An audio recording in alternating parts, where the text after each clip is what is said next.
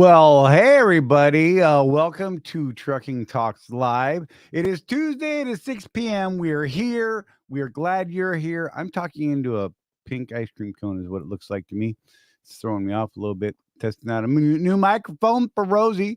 This is the show where real truckers talk real business. And you know what? We're going to do that right after we do this thing. So come back and check us out. Paying too much for trucking insurance? What if you could save more by making one simple phone call and keep more profit? You could very well do just that with one simple call to Seabright Agency, 800-366-6466. Call now. Now here's a question that all owner-operators and small fleet owners should consider. What happens when you access the unrivaled advantages that are available through the ES Advantage program? We asked Jeff and Charlie from Contractors Corner to share their thoughts on how they've been able to utilize the discounts and services that are a part of the ES Advantage. Your business will make you money if you do well at that business. And ES Advantage in trucking, they do really well at providing those services. So the effect that ES has had on our personal trucking operations, not even talking about what we do on the consulting arena, I've been able to save thousands of dollars a year in fuel because of the relationship with them. I have a new accountant that I work with, trucker CFO, that I learned about from ES Advantage. They're giving you that 10,000 yard kind of support from behind that creates a way for you to succeed, which is one of the things that we love, because anything you can do to help someone succeed is going to help them succeed. They make money by making sure you make money. Now, if you're an owner-operator or small fleet owner and you would like to learn more about how you can drive savings to the bottom line of your business, the ES Advantage program has the discounts and services that deliver the kind of unrivaled advantages that are designed to help you improve your overall operation. Get connected with the ES Advantage today.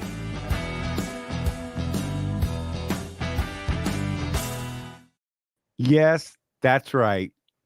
We're here. Jeff is eating food. Didn't give him any warning. I just threw him on the screen. Look, we can even feature him right here just for fun while he's chewing and trying to swallow it down before he has to say anything. Look, I'm even being Dude, nice. I just shut down like 10 minutes There ago. we go. Give a guy a chance. Right? He's like, bro, I got to get something to eat. I'm starving. I got to get, let me get parked. I'm like, I got this, bro. And then he logged in. So I'm like, he's on. It just happened. I'm just saying.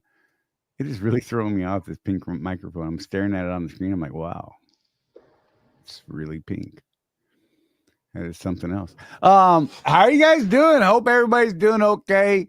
We're here. We're doing our thing. Hope you guys are enjoying your days. Matt Nissen has not had a great couple of weeks. It just keeps going for him today. It just, holding to this thing. Oh, geez. Jeff, where are you at, buddy? I'm in Leroy, Indiana. Leroy Jenkins. That's exactly what I yelled and screamed as soon as I saw the name of the place where I was stopping, man. Right? How do you not? I don't even know how you don't. I'm just saying it's a thing, man. We can't help ourselves. You know who was first today? Because everybody likes that. At least those guys that are trying to get it love it. 2 weeks in a row. Chris. Craig was I feel like you should have some sort of clappity clap thing on your soundboard for that. Wait, you mean like? Yeah, like that. Yeah, is that appropriate? Even though apparently worldwide, it's really annoying when people do that on their videos.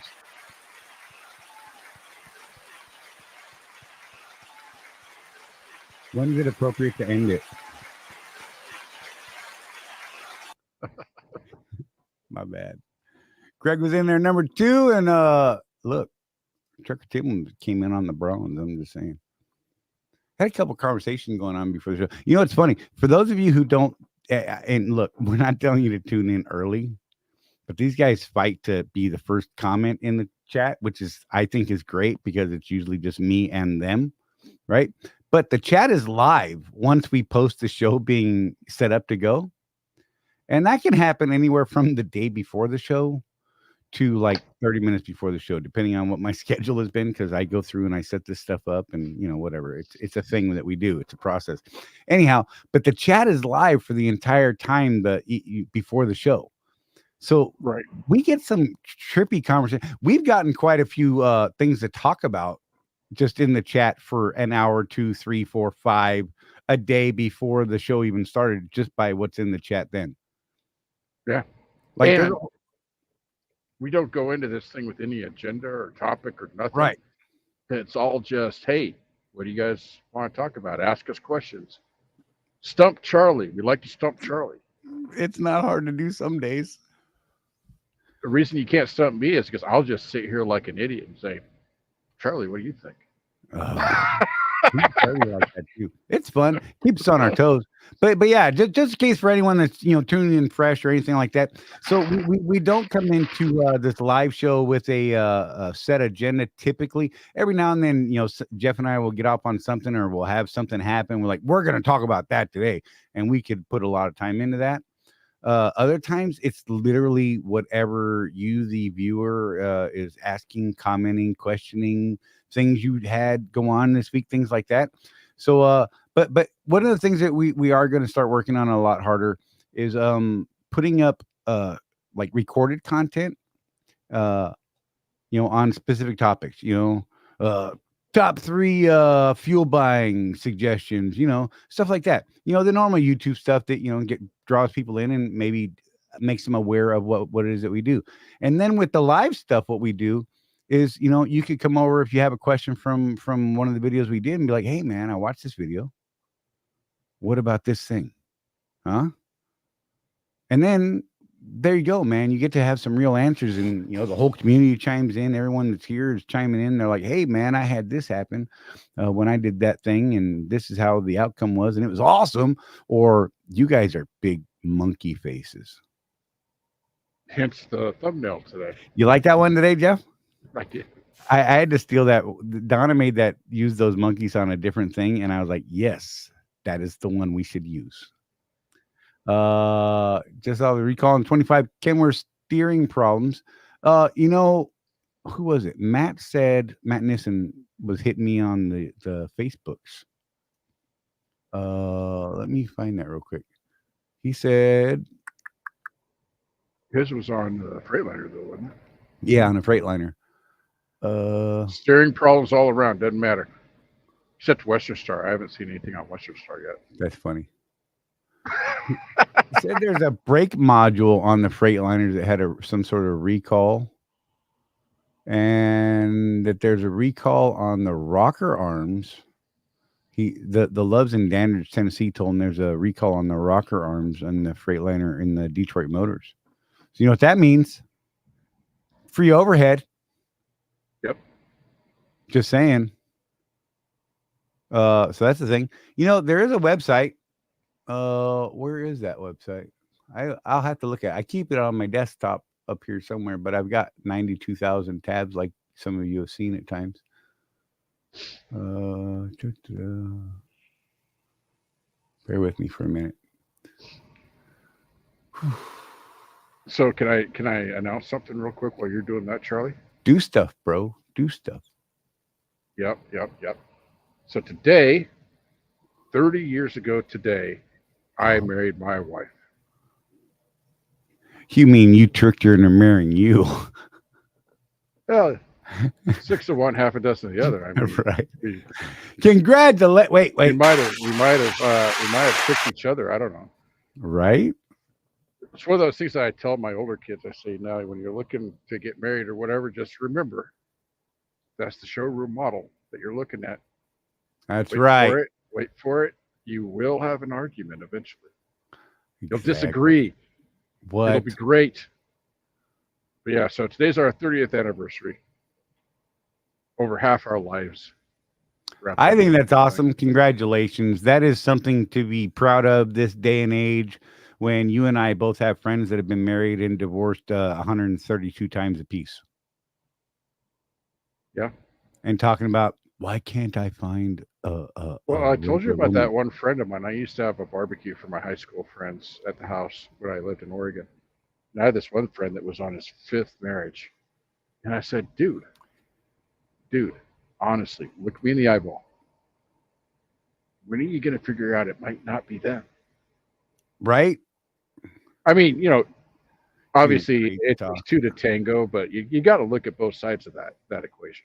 Absolutely. Dun, dun, dun, dun, dun, dun, dun, dun, dun, dun, dun. I got And tango in my head. Dawn and I have both been working our butts off for the last month. So she's first chest she's had to sit all down all day, she says. That's Yeah, pretty much I our- bothered her earlier while she was working, and she helped me out. So thank you, Donna. You're awesome. I don't care what Craig Hutchinson said about you the other day. I don't believe that man. He's just a mean man. I'm just telling you right now. Craig is a dirty, mean man. Craig's had a time of it too. He's been Last having a week or good time. so. It's been funny. I mean, not like that sounded bad, but he is. Wait, if you know Craig, you know how close Craig has come to just completely becoming a different person with the problems he's having right now. Because Craig is just a nice dude. Yeah, he's like one of the nicest people I know. But you know, you push anybody and they start getting a little bit, you know. Oh man, he was fired up. Has been rightfully so. Hey Craig, by any chance did Centromatic ever get back to you? Just a quick question. That's part of his problem. We believe he's got an axle problem with his Volvo. We're not sure yet. We're trying to get them to diagnose it properly. The Swift shop in Greer told him, no, bro, it's your Centromatics. They're bent. That's causing your problem. So they took his Centromatics off, realigned the truck and said, you're good. And he drove down the road and still had the same problem. I don't know. I'm just saying, sounds like the problem's not fixed. Yep. But there may, I talked to Jeff about this and I actually haven't. Okay. He said he's waiting on a response still. I haven't talked directly to Craig about this, but we'll share it right now. So when I was looking at those pictures, Craig, I did notice the evenly spaced flat spots, the little geometric pattern that it created. I believe what I saw, it was only on 2 of the Centromatics, not all 4. And what I'm thinking is maybe one of those axles should have had a wider opening on the Centromatic itself. So maybe there's actually something to it not being the proper one. But I'm with you in what Centromatic told you initially. We don't see why that would be a problem because it is centered after all. And it really wouldn't, that amount would not, I can't see that doing what's happening. And the fact that it's still shaking and while going down the road and you've taken off Centromatics kind of defeats that argument. So yeah. Yeah, I just looked at the pictures again right now, and yeah, it's only on. It's just 2. I'm only seeing one. I'm only seeing one where I can actually see it. I thought it was 2. Nope. Yep, that's 2.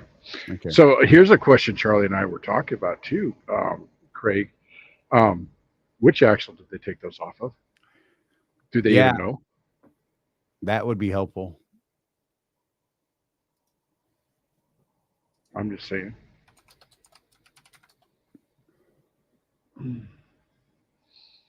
What do we got? We got more stuff. I was going through I'm still going through stuff.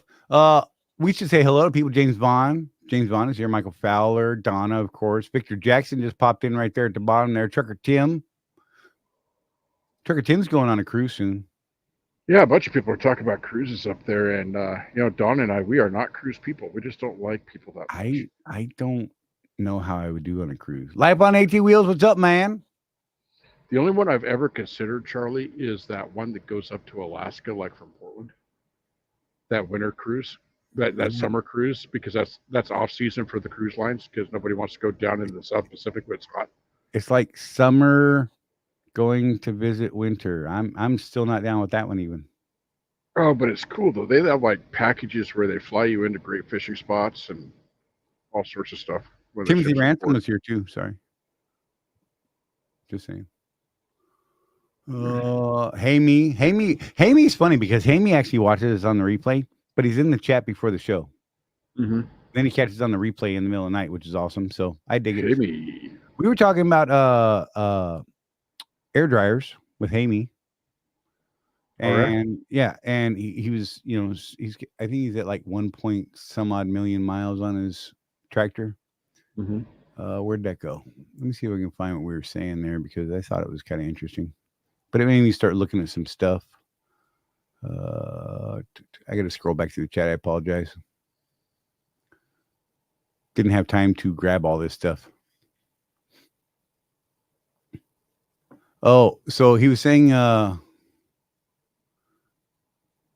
yeah. So he sent me a video the other day and it sounded like a flatulent donkey was tied to his truck. Sure it's not the CAC? It was. Just remember you and I had that problem with the 22 and you listened to it. I started pawing around the boots. No, it turned out to be his air dryer. Okay. Is what he came back with.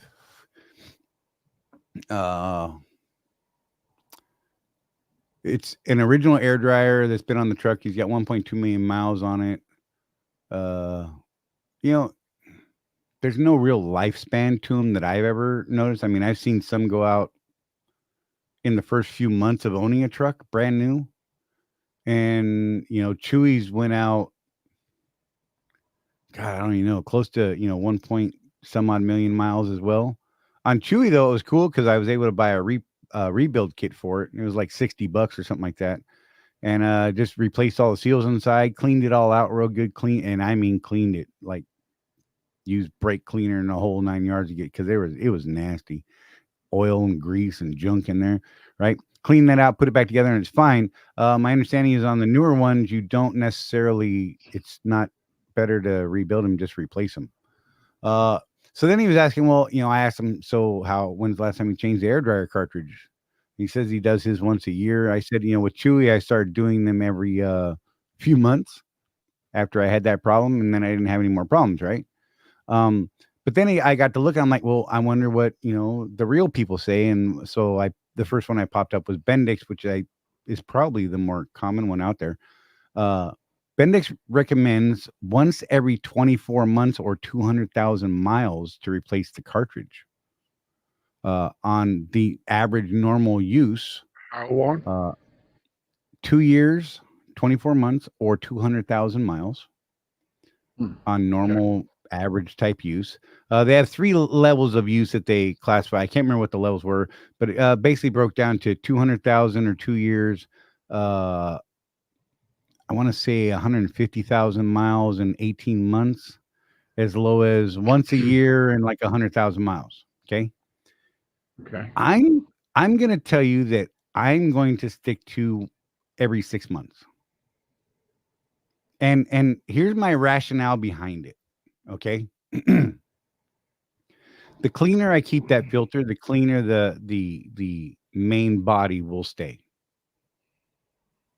If I'm running up into the point where I'm possibly going past the filter's life, then that stuff will start ripping through the filter. Those filters can fall apart inside, which is actually what I had happen on Chewy, which is what destroyed all the internals and led to my rebuild. I just never even thought about changing the air dryer filter, the cartridge, right? And so my thought is they're actually fairly cheap cartridges. I really wish I could remember how much it was. They're not a high dollar expense, and it's a simple spin off, spin on replacement. You could literally do it yourself in minutes. Okay. I'm going to stick personally to once every 6 months because I want to keep that filter as clean as I possibly can. So I was doing it every other month with Chewy. Do you know what the equipment lease says on the equipment? I could probably tell you if you give me a couple minutes. I could probably go find that out. I'm sure it's in the I want to say it was same as the Davco, the 100,000 miles. Well, okay, so the Davco in the contract says they're going to replace it every B service. Does it really? Yeah, they're crazy. Huh. because the filter itself says every 100,000 miles. I like the one on the side of it, I know. or when it gets to, when the fuel gets to the top. Yep. Right. And that's when I changed it. When the filter was full is when I changed that filter. Yeah. Or if I started seeing issues with it, I would change that filter. But I believe, and someone feel free to correct me, if you've got a contract in front of you with the service intervals, feel free to correct me. But I think it says replace all the fuel filters every B service. So I'm not positive. Right. Yeah, so I think I'm going to stick with my every 6 months on the newer truck. Okay. You know, it wasn't costing me a ton on Chewy, and these ones I think are a little bit bigger than the one I had on Chewy, so I'm sure there's a slightly Of course, higher you know where the air dryer is on my 16, right? Yours sucks. On the frame rail underneath the bunk. Yeah, see, on Chewy and my 23, And right up there by the wheel. And it's not a spin-on. It's the hex bolts. That's terrible. So you got to get up under there with your thing, because you can't really get your head up there. Right. But hey, you know, people should be impressed that I know that. I know that because I've changed them. Because I do my thing, right?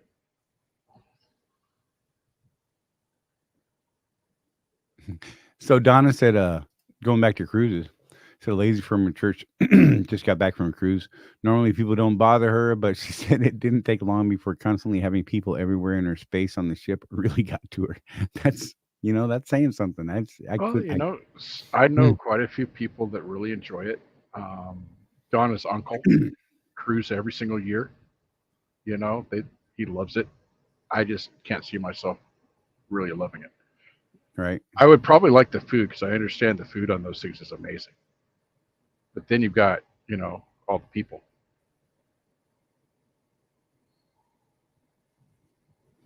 Do you have to drain the air tanks first? I would definitely drain the air tanks.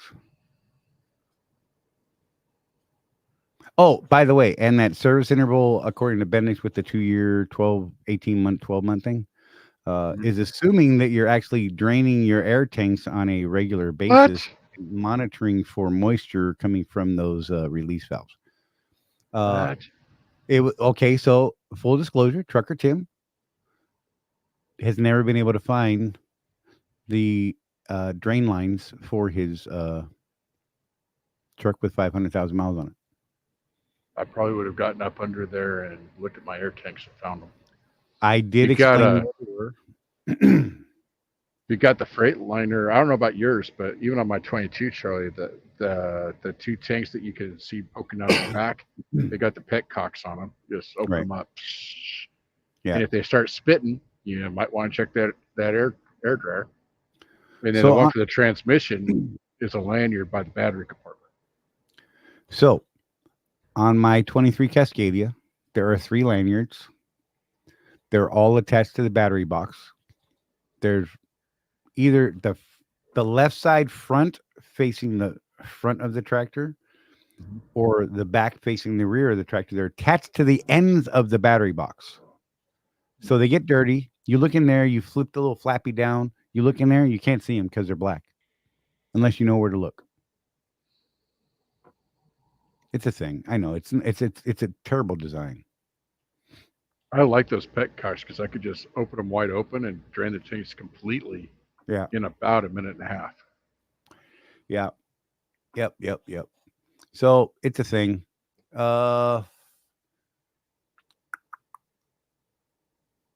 James says he changes all his filters every B service.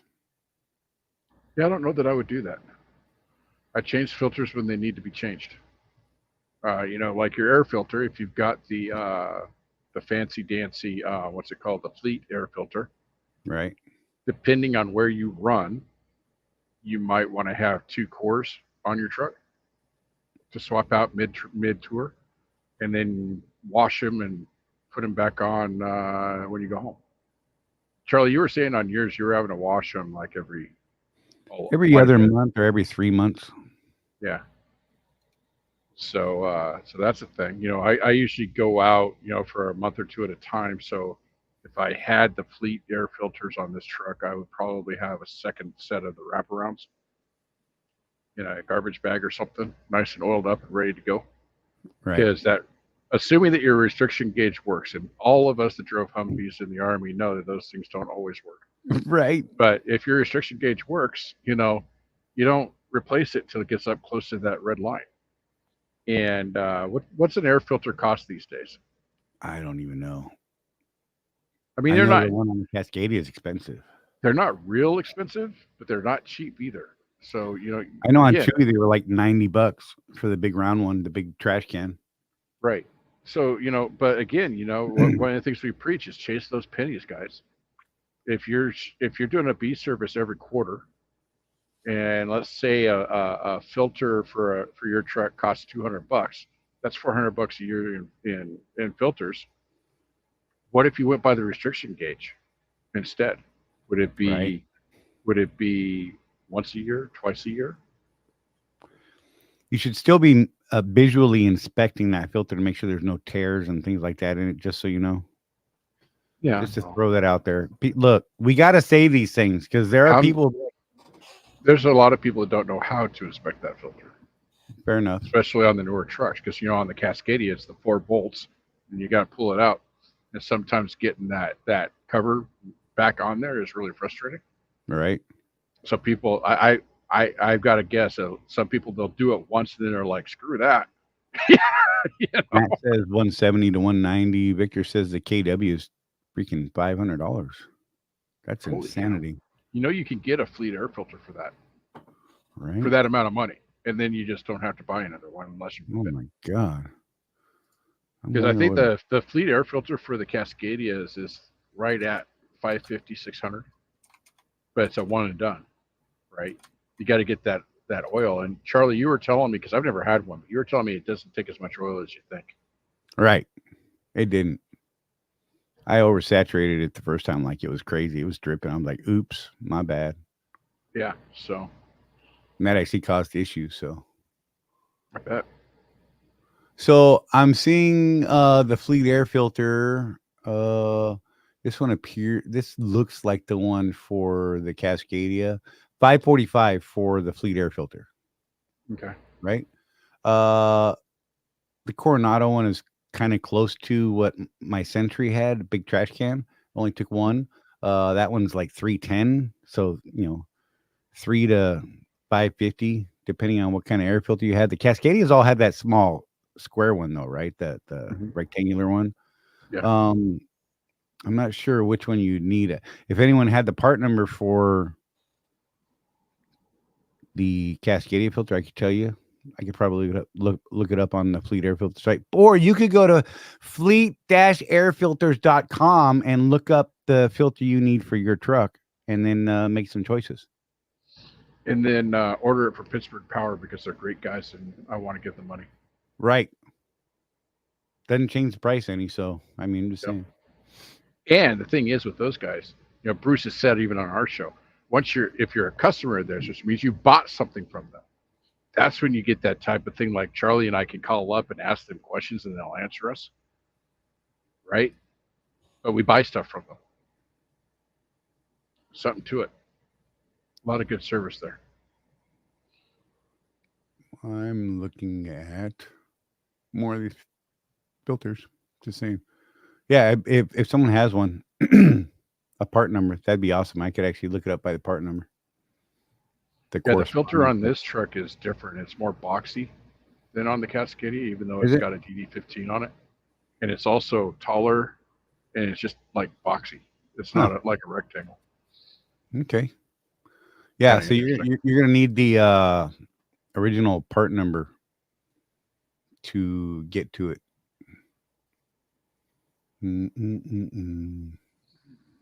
Like Gen 3 filters. That's the ones that I think that we have in the Cascadias. They seem to be about $500 on the Fleet Air Filter site. $499-ish. If you got rafts for dual, rafts for single, rafts for Gen 3. Yeah, the extra wraps aren't that bad. Oh, yeah, they are. So it's a little spendy on the extra wraps, not gonna lie. $350.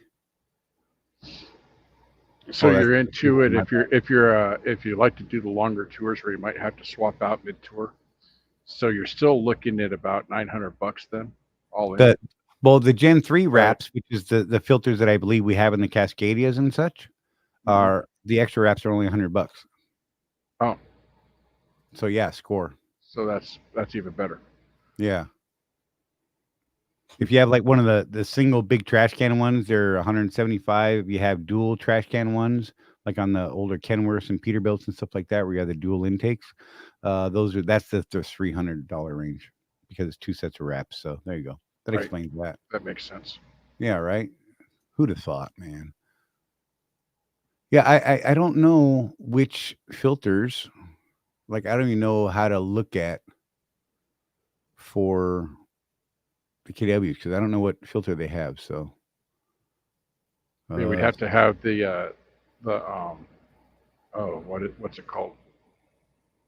There's almost like a national stock number for them, right. but it's Right. called something. Right. Need the part number. You can usually figure out what the equivalent is if you have the part number. And if you can't figure it out on their site, you call them, tell them what truck you have and what part number it is. They will tell you what filter. Just saying. Love those guys. Haven't put one on the Cascadia because I haven't. No real answer. Other than I would like to trade my 23 Cascadia in for a 25, but they don't have any. How many miles are on your truck right now? 267. Okay. Because yeah.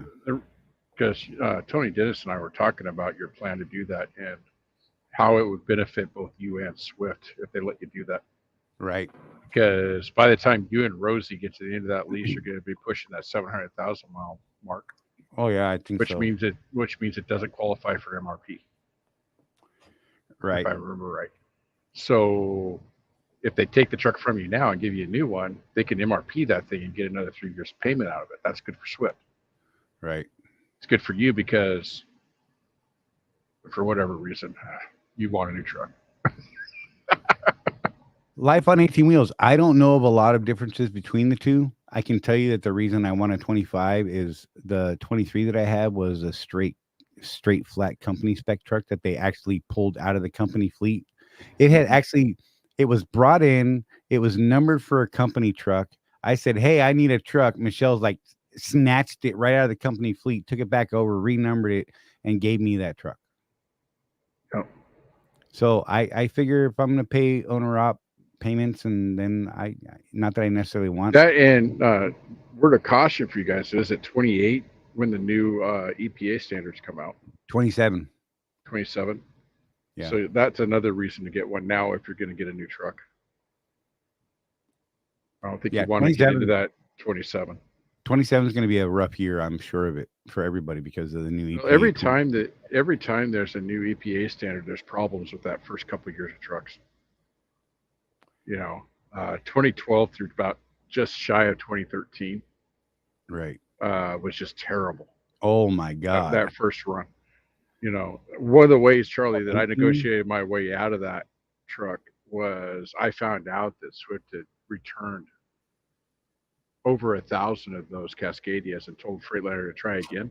Yeah, I told Juice, it's like, well, you guys turned a bunch of them in. It would have been nice that if you would have let us owners of the trucks know that there was an issue.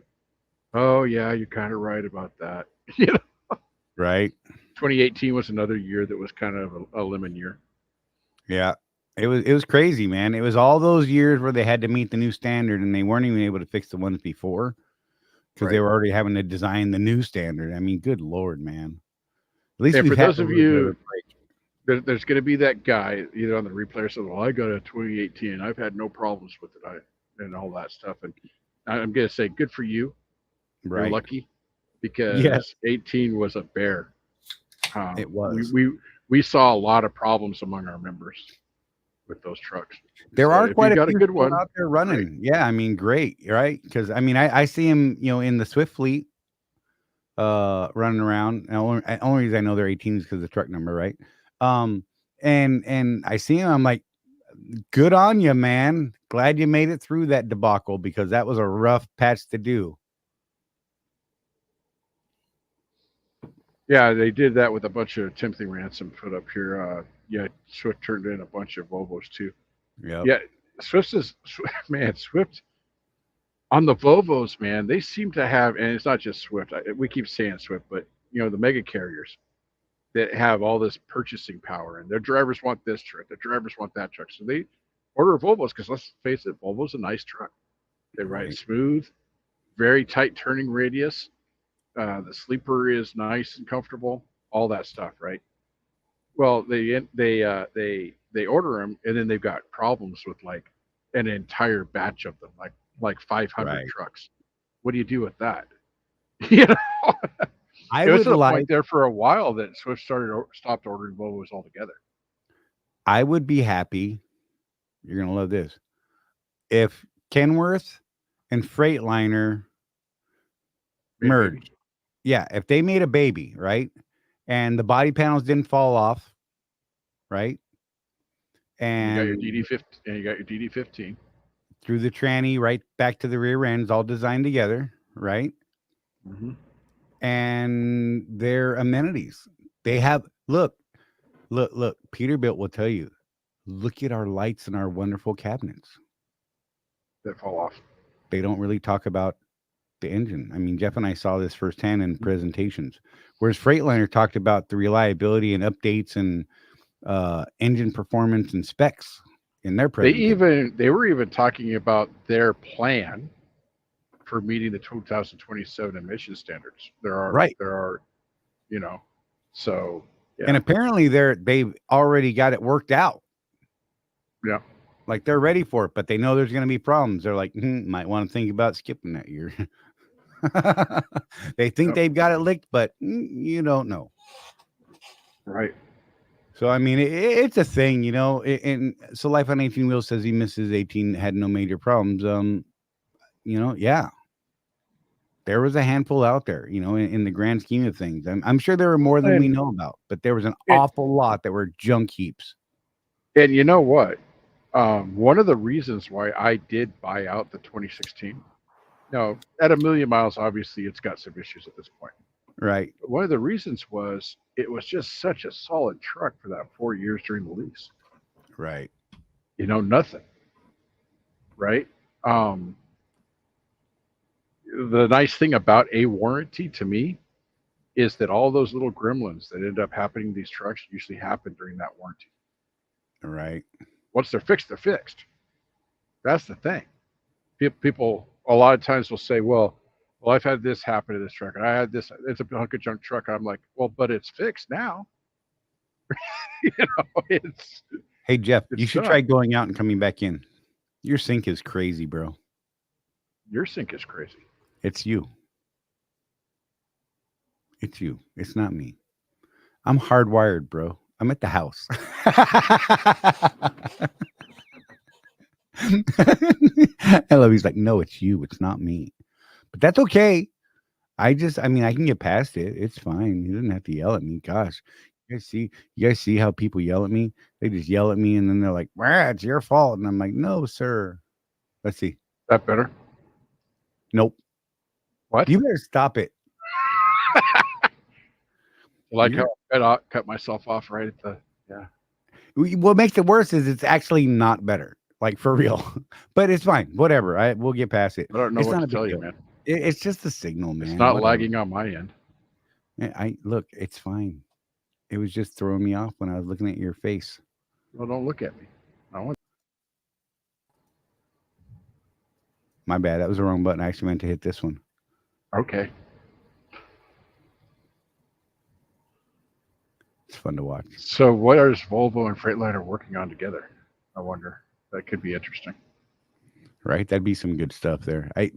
Craig and I briefly talked about it. He filled me in on something a while back, and I can't remember what the heck it was.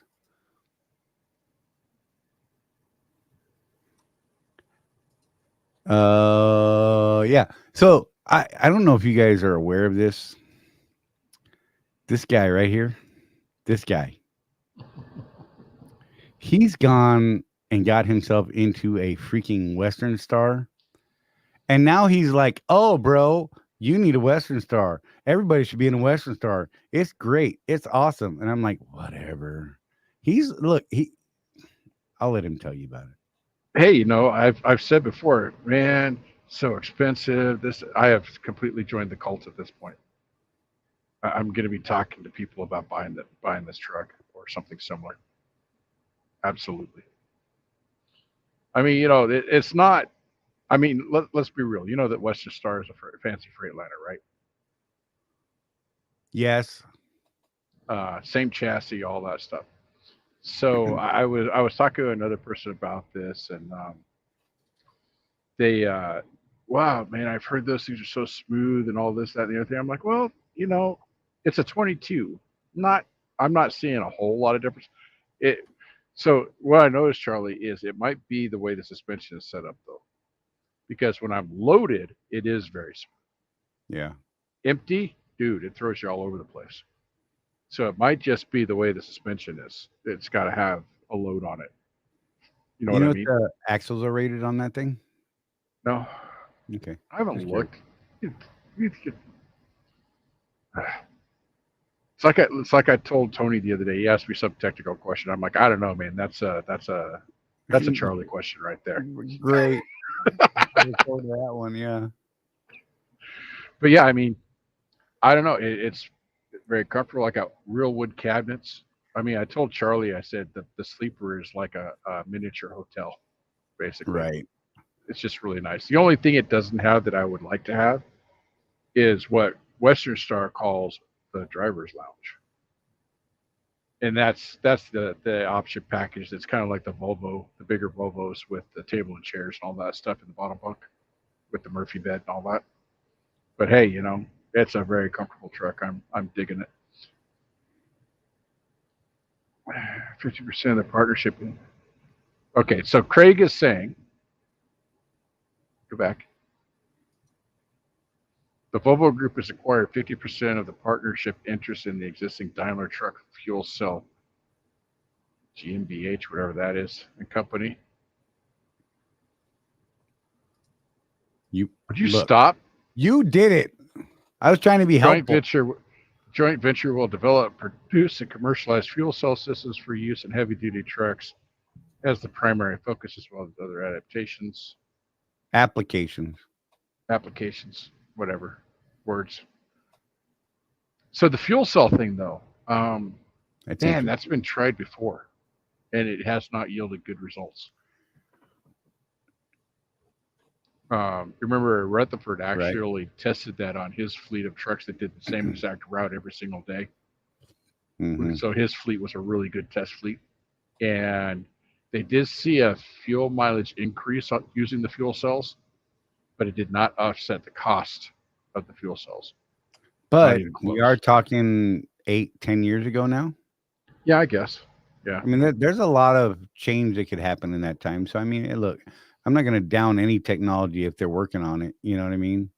Yeah, but it's yeah, but it's already got that kind of snake oily feel because of that. Right. You know what I mean? They're going to have to prove it to me. Right. And that's fair. That's totally legit. I mean, I get it. It'll just be interesting to see because, I mean, that's some pretty big people involved in this now. Right. Yeah. Before it was a couple of offshoot companies that thought, oh, I've got an idea. And maybe they were, you know, disproven just so someone could come and steal their technology. Let's be real. It happened. It's corporate America. Right. It's corporate world. I mean, it's definitely happened before. Oh, your idea is crap. Tell you what, we'll give you $1 million for it. Just let us have it. Whatever. Man, you can't run a 100-mile-per-gallon carburetor. That's not possible. Get over here. Bang. Right. Look, we've got a 125-mile carburetor thanks to the technology we bought back 10 years ago. Yeah. You know, it's kind of a trippy thing. So, you know, I try not to down it too much, but like I said, I'm not going to first adopt something like that. I still like the thought of the natural gas motors personally. Yeah. The problem was when the natural gas price went crazy after people started adopting it and the infrastructure wasn't there for, transcon type stuff, because I mean they took motors apart, regular diesel motors that had run the same amount of miles as these natural gas motors, took them all apart and compared them side by side, and the natural gas motors still looked brand new. Looked like they had never run because of the how clean they were inside. Whereas, the standard diesel motor was black within 10 seconds of starting it for the first time, right? Right. So I mean, there was that, and they did see a ton less wear and tear on internal parts and things like that. Problem was building the infrastructure for it, and then the prices of natural gas went crazy. Yeah, that was the thing. Is I did a bit of a deep dive into that when Pilot was putting up all those LNG places across the country. Right. Yeah. And I can't remember the exact numbers, so don't make fun of me too much. But the amount of BTUs in a unit of the natural gas versus the number of BTUs in a unit of diesel actually made the cost of natural gas at that price at the time, before it skyrocketed, Right. about the same per mile as diesel, but less wear and tear on the engine, less maintenance. Right. Right. And then the price of natural gas went through the roof, and it's like, nope. So Craig said, even further, in Europe, Volvo Group and Daimler are partnering on a hydrogen fuel cell electric heavy duty powertrain called Cell-Centric. God, my mouth, my eyes, they're not connected. My apologies. Cell-Centric. So yeah, I look, I think it's cool, man. And Timothy Ransom saying supposedly hydrogen fuel, you can get better mile per gallon than diesel or natural gas. Again, you can. Well, but the cost. What's the sort of? And again, we got to look at what the BTUs are per unit, Right. and So figure out the cost per mile, not just miles per gallon. right. I mean, there's a lot of numbers involved that we have to look at when we're talking about stuff like this, simply for the fact that, oh, this is great. I can get, 10 miles per gallon, but it costs me $14 a mile. Yeah, if I would have known we were going to talk about this, who would have been great is that naughty guy. He's like smart and stuff. Yeah, he would have wrecked our brains. I'm just going to throw that out there. Yeah. Because he would have got really technical on us, and we would have been broken. Yeah, for those of you that don't know him, he contributes to our private Facebook group quite a bit. He's one of those guys that's like, why are you driving truck, man? You're so much smarter than the rest of us. David Dunn said hydrogen fuel cell is different than hydrogen injection that Kevin tested. True. Then again, I remember. So I was a geek way back, right? My parents got me Scientific American and Popular Mechanics and all those magazines. And I remember back in the early 80s, we were all supposed to have a hydrogen fuel cell in our houses that was about the size of a trash compactor, in-home trash compactor. That's supposed to give us electricity for 5 years on a single cell. And that just never happened. So I don't know. Maybe someone bought some patents. I don't know. Right. Hydrogen fuel cell creates electricity. I don't understand any of this. So whatever you guys are telling me, I'm going to buy into on base value, and I would have to do research on my own to find out more. Well, so, the space shuttle and all that stuff was powered by hydrogen fuel cells. It's an interesting thing. I don't understand how it works. My sons could probably tell you in detail if you could stay awake long enough to hear them out. Because let's be real, if you're not into that stuff, it can get a little bit long. But yeah, technology, man. I did a search, hydrogen fuel cells and how do they work? So now you know. It's going to hurt my brain. There's a lot of words here. How fuel cells work from the Department of Energy. Okay. They work like batteries, it says, but they don't run down or need recharging. They produce electricity and heat as long as the fuel is supplied. Fuel cell consists of two electrodes, a negative electrode or anode, and a positive electrode or cathode, sandwiched around an electrolyte. A fuel such as hydrogen is fed into the anode, and air is fed to the cathode. In a hydrogen fuel cell, a catalyst at the anode separates hydrogen molecules into protons and electrons, which take different paths to the cathode. The electrons go through an external circuit, creating a flow of electricity. The protons migrate through the electrolyte to the cathode, where they unite with oxygen and the electrons to produce water and heat. Learn more about parts of the fuel cell. Yeah, there's like a whole bunch of stuff. Rondo has electrolytes. That's what I heard. Right. So we can pour in Gatorade. And if you guys get that reference, we can absolutely be friends. Craig is on a roll right now. Oh, he's excited. I like it. Peak power above 250 kilowatt, ideal for transportation requirements in both the European and North American market. Highly efficient with expected fuel consumption savings of about 20% compared to the BZA 150 generation, enabling leading total cost of ownership. Reliable, robust, and sustainable beyond its life cycle. Dude's on a roll. There you go. Cut and paste, my brother. Get it. I like when we get stuff like that. I think that'd be an interesting discussion in the private group too. Just Yeah, it would. It'd be interesting to see more about it, and probably requires each of us to actually do some more research. Whatever.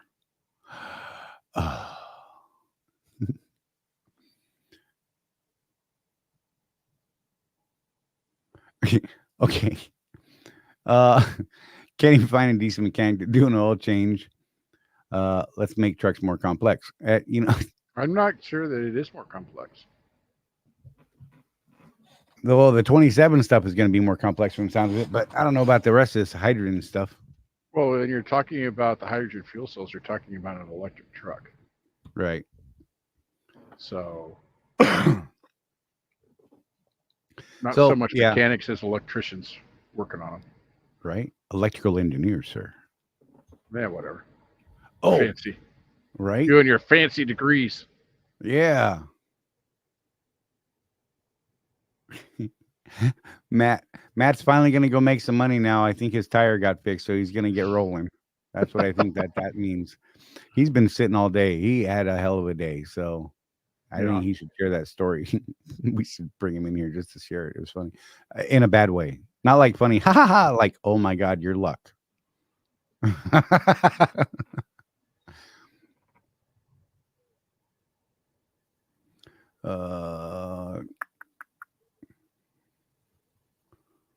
Oh, here we go. We're getting deeper. The best energy producer would be cold fusion. Once they figure it out, a container the size of a lunchbox would last a personal lifetime.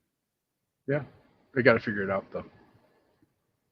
That's kind of the holy grail of energy right there.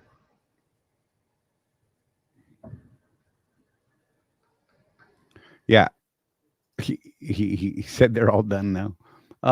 It's too much to share, Matt. That would be one that you just need to come in. Jeff and I will sit back and just let you vent all of your frustration over the past couple of weeks of repairs. Yeah. Definitely one of those. I mean, dude's had a radiator, wheel seal. What was the other one? Do you remember? There was something else. And then again today, a trailer tire that was curb checked, about 13,000 times too many times, right? It's funny. I'm like, roll the dice, man. Get it fixed on the end. Depending on who was driving that trailer around, they might believe that they ran over some glass. Oh my God. You went way back for that one. That was way back, like years back. Oh, the other one, he blew drive tires. That was it. Right. Oh, that sucked. I had to go buy new tires this week on my Friday on my way home. It sucked. I did a thing though. Probably shouldn't talk about it, but I'm going to talk about it because that's what I do. I got up, started my day, did my pre-trip, stuck tires, checked tires, did my whole tire thing. Okay. Got on down the road. Yeah. I was in Florida when I started. I made it just barely inside Florida when we started. It was the first rest area on the I-10 inside the Florida-Alabama border. Tires were all great. Trailer, truck, the whole 9 yards. Everything was good. Got on down the road, started running. Got to the next way station, the second way station, and got red lighted. Okay, that's weird. I'm empty, but okay, it's Florida. Who knows? Get pulled up on the scale. There's a big old oversize on the scale that pulled in just ahead of me on the scale to the right side of the scale building. I'm on the left scale. We're both sitting there with red lights on the scale, like waiting. And I'm like, I'm talking to Jeff on the phone. I'm like, dude, I've been on the scale a long time. This is weird, especially since I'm empty. Usually I pull up, stop, rock twice, and they green light me and I go on down the road. And I'm sitting there, I'm like, man, I wonder what the heck's going on. And, you know, after an extremely long time in my brain, I finally got the green light. And I'm like, man, I thought I was expecting dude to walk out and be like, hey, buddy, you got a flat tire on here or there in that position, because they got that cool tire sensing technology, right? And it had happened just, 2 months ago. Ran through way station after a pre-trip, and that one sucked because that was only like 10 miles difference, but whatever, from pre-trip to blown tire. And so I was joking with Jeff. I totally expected this dude to come out and tell me I had a bad tire or something, as long as it took, I expected him to walk over and be like, hey buddy, check it out, you need to get that fixed. And I'd be like, okay. And then I got the green light. So hey buddy. So I drove down the road. I got about 140 miles from Lake City, Florida. Pulled into a rest area. Peed. Thought, man, that was weird. And so I decided I'm going to do another thorough inspection of my tires. So I get the stabby sticky out and I walk around and everything's good. And I went down my driver's side first, trailer tires, come around trailer tires on the passenger side, get to the drive tires on my tractor on the passenger side.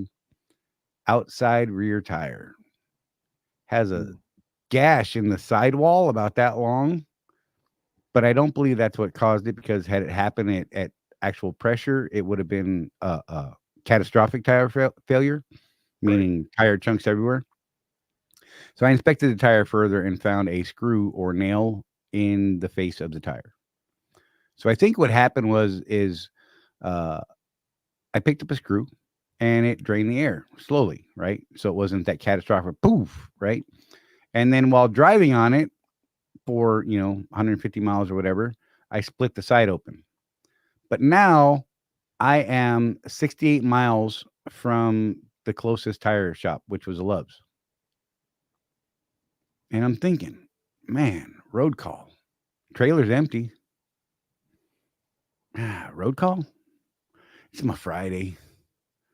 I don't, who knows how long it's going to take, right? And so I rolled the dice. I decided, I'm going to say wrongly, I decided to roll the dice and see if I can make it to the TA. Kept my happy tail in the right lane doing 60, 65. Stopped twice before I made the 68 miles and rechecked the tire, looking for any chunks. Had a mirror focused down on it so I could see if anything started coming apart on it. Those sorts of things. I called breakdown. 27 miles from the Love's, was number 3 on hold for a long time. And one of the things that they'll tell you is if you're within 10 miles of a tire shop, we won't make you do it, but if you think you can get there safely within 10 miles, to just go ahead and roll to the tire shop to save the road call. Mm-hmm. So I was playing I'm going to time my on hold time so that I'm within 10 miles. I actually made it all the way to the Love's before they answered. As I had just backed into a spot and unhooked my trailer, they're like, hey, thanks for calling on road, blah, blah, blah. And I told them the story and I said, hey, I need 8 new drive tires, because I was planning on replacing drive tires next week or the week after anyhow. And then the shop only had 4. The other 2 Loves that I could have gone to, they called. They only had 1 of the M713 tires in stock, each of them. So that sucked.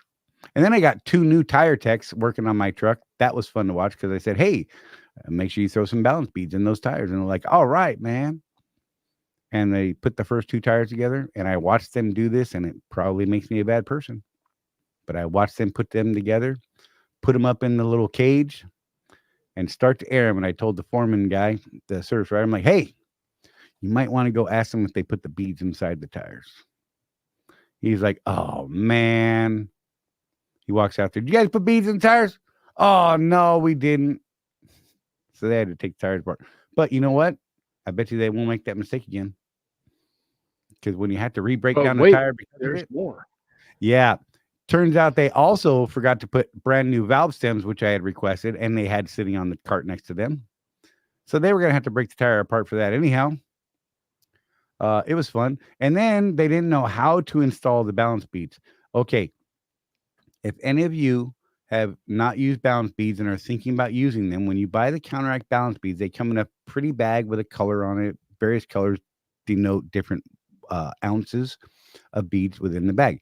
Inside that bag is a clear bag full of the glass beads, as well as a valve core, a valve cap, and a flow-through valve cappy thing, right? And a sticker or something else. And the guy was going to throw the entire colored bag in the tire. I'm like, no. There's a little perforation at the top of the bag. You just tear it like that and dump the contents out, put the inner bag inside the tire, and that's what you do. Just don't break the bag, leave it in there. It'll break by itself.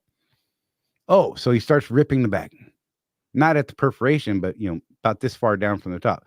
So now it's just stretching, and he's not ripping it. And he finally stretches it, and it turned this tear that he made into this pinpoint cylindrical plastic tube, which he then could not get anything out from inside. And while he's shaking it and bouncing it and trying to pry it open, I'm like, hey, man, there's more parts inside. You might want to be careful. And, of course, everything falls out on the ground. Okay. He learned the lesson there, He goes to the second bag to open up the second bag, and instead of using the perforation, he goes halfway down the length of the bag, grabs it in the middle, and tears it apart. And when he tears it apart, he tore the inner bag of beads apart, and they poof out like sparkles. It was kind of funny to watch. Not going to lie. I'm like, see, that's why I told you about the perforation along the top. Sometimes as old guys that are trying to help you do things, you might want to pay a little bit of attention. I get you have your way of doing things, but a lot of times the old guy is going to tell you ways to do things. It's kind of like the story. Some of you know it. I'm not going to tell the whole story, but the old bull and the young bull up on top of the hill, those of you who know, you know. If you know, you know. This is one of those stories. Yep. Just saying. And then, so then they threw all that away, and there was more. I mean, they never put the caps on my tires, and the foreman's like, I'm sorry, man. Gave me some more, and it was funny. All right. Speaking of tires, did you get an answer from that guy on Facebook? As of just before the show, I could tell you I had not. If you're talking about the YouTube guy, no. I do have some stuff I'd like to talk to him about his tires. But I need to know specifics of the tires before I go deeper into that, because I have some advice for him that I think will save him several $1,000s, all related to his tires right now as his truck sits. Yeah, I really want to talk to the guy, but I don't have any way other than commenting on his videos. You know what I'm saying? And if he doesn't want to talk to me, I mean, look, there's a lot of people that don't want to talk to me for whatever reason. There's like, oh, screw that guy. I don't want to talk to him. That's fine. Whatever, man. I'm really not out to zing anybody. I legitimately had some questions that I wanted to ask him. And if he doesn't want to engage or hasn't seen the post, I mean, I don't know. Maybe maybe he's not on Facebook that often. That's a thing. Mm-hmm. And hopefully he will get on there, and maybe I'll get an answer. What was his name? God, Josh Clevenger. I apologize. He's got Everly Logistics, the YouTube channel, Everly Logistics. Anyhow, he had some tire problems this week that were horrible. And the TA was garbage to him. And there was just stuff. Oh my God. If you haven't seen his video, I got some things about that, but whatever. Let me see if he ever did. I don't think he did. No reply to So, yeah, I don't know. If there's any chance he's watching, Josh, what tires are on that tractor that you leased? I believe it's an MRP lease. I believe I saw that in one of his early videos when he first came over. And it looks like he's got Firestone 690 plus tires on that tractor that have some really abnormal wear. Mhm. And I've got several issues to dive into with him, not with him, but with and for him on the tires that, if that is an MRP truck, that they put on that truck for starters, the shape of the tires. And I believe there's a negotiation point there, Josh. If you reach out to me, I may be able to give you a hand on something to get you squared away, because I don't believe those tires should have ever even been on that truck when you bought it. Just saying. And there are ways to get around getting that fixed, I believe. Can't promise it, but I think that we have some relationships that we could help you with that would give you a better tire situation. Because if you do in fact have the tires I think you have on there, the rolling resistance on those tires is horrible, and it's going to cost you a lot of money running those tires because of the rolling resistance alone. And then there's the wear issue that I see on them. I was only able to see one tire real well, not the blown tire, but the tire that was actually next to it. And it had some really irregular inside tire wear. I'm that guy. You guys know I'm that guy. I can't help it. You are that guy. And so, yeah, it was a thing. It was very, very weird. But they were going to get him squared away with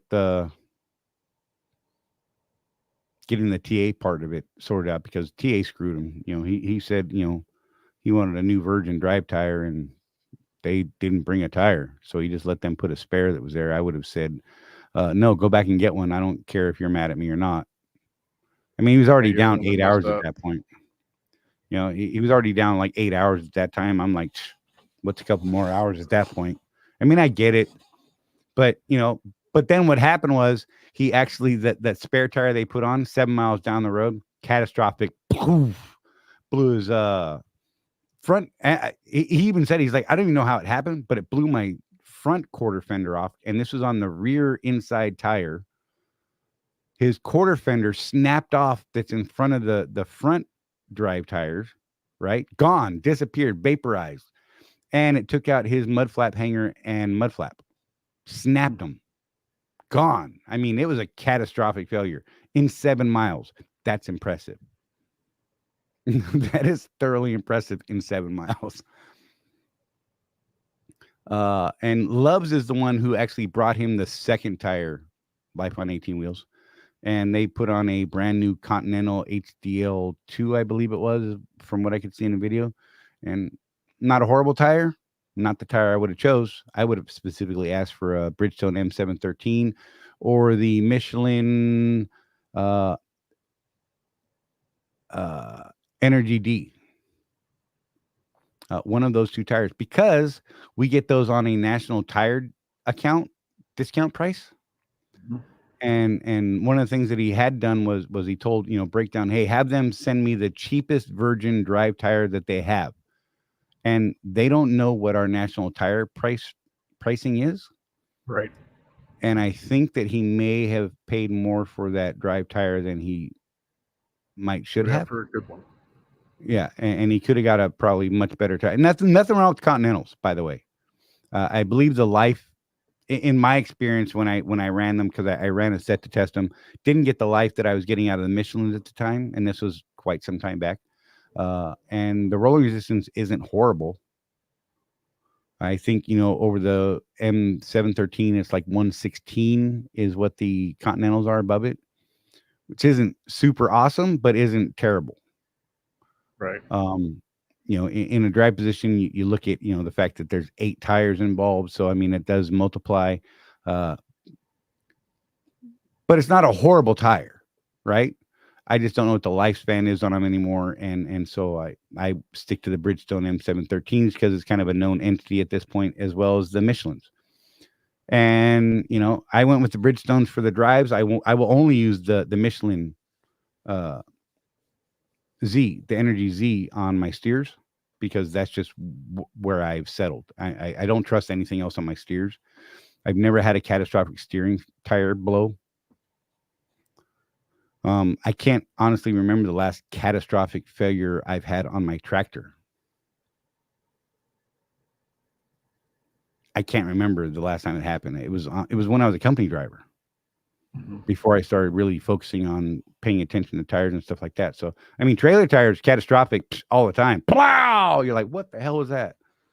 You're looking around to see who just shot at you. Where did artillery shell come from? But yeah, Josh, if you're out there, buddy, I don't know if you watch this. I'm willing to bet you probably don't. That's fine. If anyone knows him, tell him we mentioned him and come check us out around an hour into the show. And I don't know, maybe it'll help him out.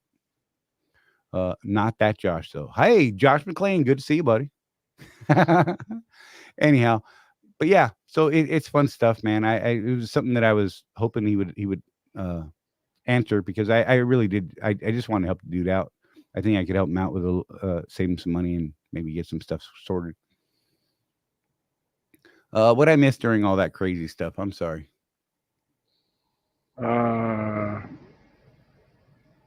Michael Fowler wants you to put a shout out to Halo Tire Inflators. Do you actually have those on your truck? I believe Michael is the one that got them, or was it? Yeah. Was it Michael? I think it was. I'm Interesting technology. I intend on purchasing a set for my truck, and here's the thing, Michael. It was your stuff that actually led me to it. I mean, I've seen them, but I never took the time to actually do the research on them to see what they were. I still was under the impression, until you started talking about them recently, thought that that there was like plumbing that had to happen, right? That it had to hook to the air system and all that. And I didn't even realize that they work off of centrifugal force. And that is amazing to me. Yeah. That is just baffling. I don't understand how it works. I guess there's a piston that does whatever it does, somehow compresses air and feeds your tires when they need it. That's pretty awesome. And the fact that you could just it's 4 bolts, 5 bolts, something like that, to install or remove them. And you could take them onto your, let's say me turning in my 23, could simply unbolt, remove them, put them on my next truck. Yeah, what I was fascinated by is you have to order them with a specific PSI. There's not a variable regulator on there. Right. And Charlie, you've talked about filling your tires up to what, 115? Yeah. And this is a thing that I would have to decide. I think that's where you're going. I fill my tires 115. I refill about 110, 109. Because I don't ever want to get below 110. I do this year round. Doesn't matter the weights, the roads I'm running. Again, let me tell you, have not had a catastrophic tire failure that I can remember since I've been a contractor.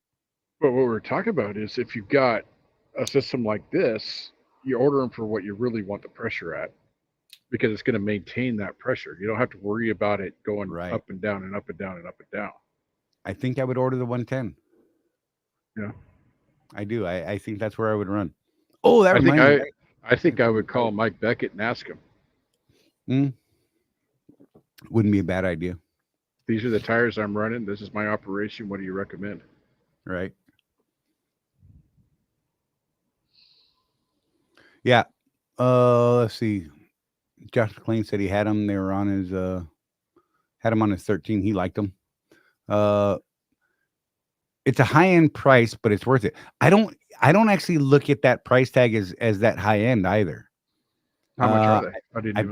I believe they're in the 12 to 1600 range for for a dual axle. I could be wrong. Let me look. That's not bad at all. Halo tire inflation.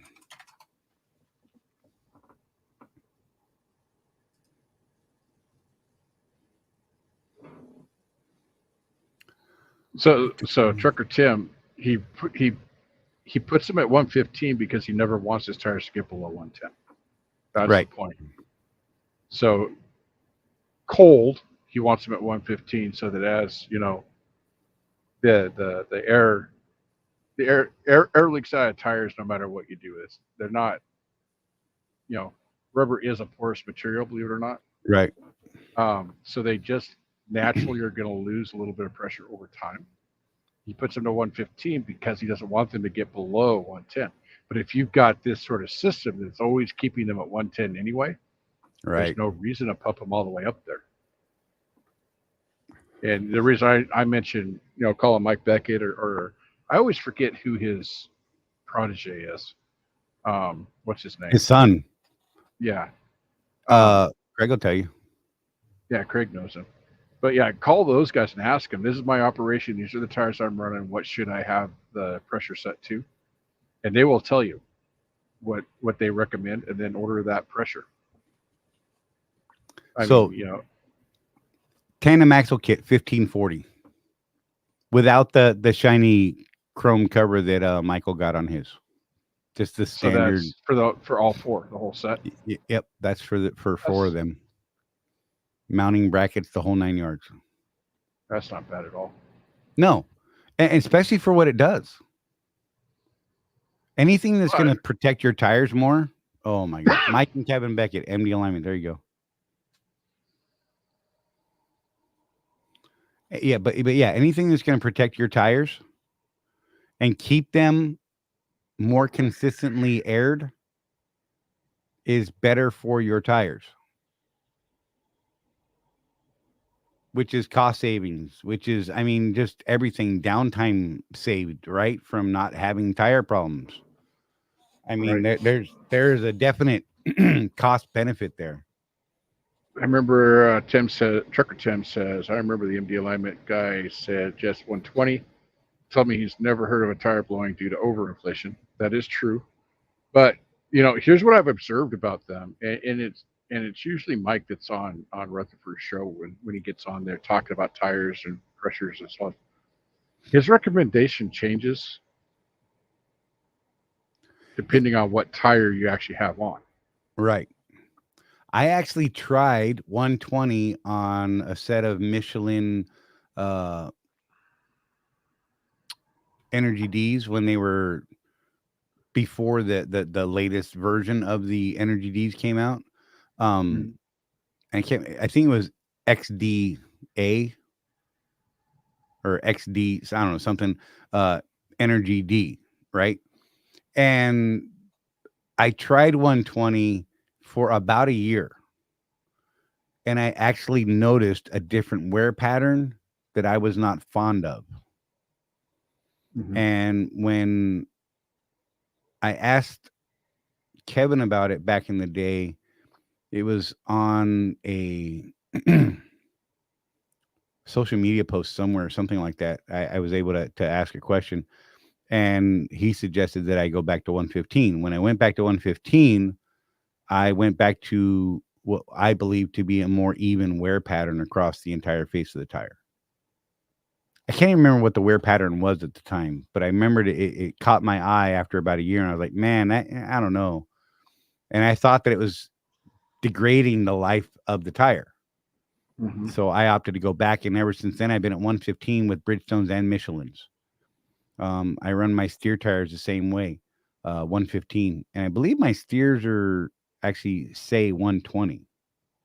Right, could be wrong, but I believe they say 120. But I set those at 115 as well, and re-air at 110. So once one tire gets down to that 110, 109 mark, I go through and check every tire cold in the morning, in the shade, preferably in the dark, but I try not to get up in the dark anymore. I'm not going to lie. I do it at home. Solar powered. This guy is solar powered. Yeah. I do it at home, and I'm 9 feet above sea level. So, there's that.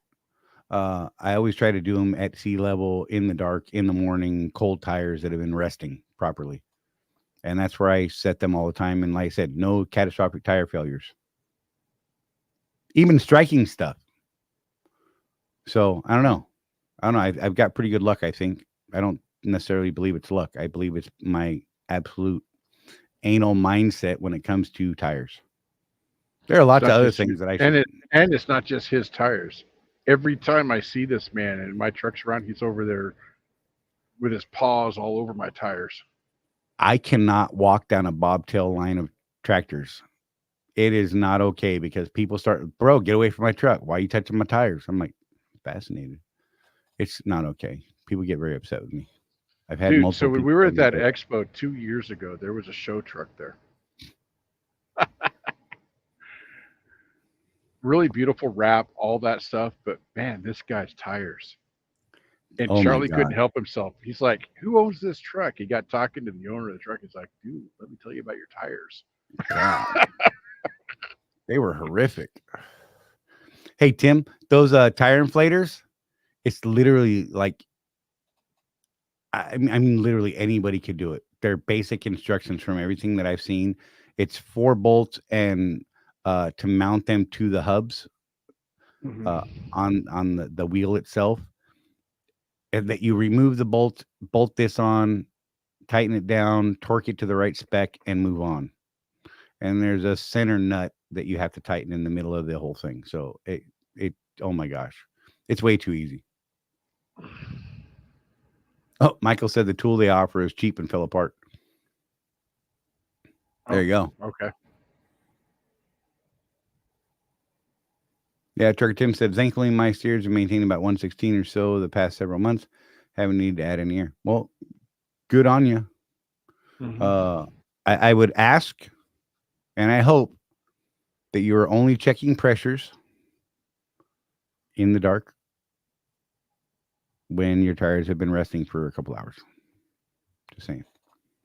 To get a good, base. I'm just saying. So after you've been parked all night, check them first thing in the morning before you get up, before the sun ever touches them. Yeah, don't let the sun touch them when you're Man, when you're and airing. let me tell you, if you're going to ask Charlie for help with your tires, and Mr. TK can vouch for this, Charlie's like, "Well, TK, was the sun up? Well, yeah. Was it touching the tires? Do it again." Just on one side. Oh man. Well, that's Yeah, the problem we had with that tire pass at Love's, which, by the way, have you noticed that they've taken that out in most locations? You're coming in with hot tires, like right off the freeway, and they're going to test your tires. Really? You know what killed me a lot of times? I'd see guys pull in there, and they're like, "Oh, there's too much pressure in your tires. We're going to let some out." Just came out the freeway. No. Oh man, they're like, "What's wrong with you, bro? Get away from me." Okay, my bad. I mean, I don't tell you. Yeah, he says always in the morning in his pre-trip, so that's cool. And make sure you're stabbing tires, guys. I'm gonna throw this out there, not messing with you.